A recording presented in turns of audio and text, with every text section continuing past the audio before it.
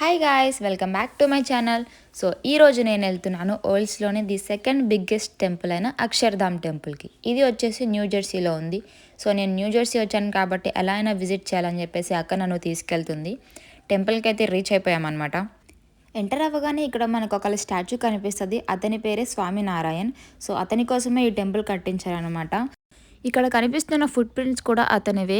హిమాలయస్ నుంచి స్టార్ట్ అయ్యి తను ఎక్కడెక్కడ ఏ ఏ టెంపుల్స్ విజిట్ చేశాడో అనేవి అక్కడ మనకి ఫుట్ ప్రింట్స్ వేశారు. ఇప్పుడు లోపలికి వెళ్ళిపోయి లోపల ఎలా ఉందో చూసేద్దాం, వచ్చేయండి.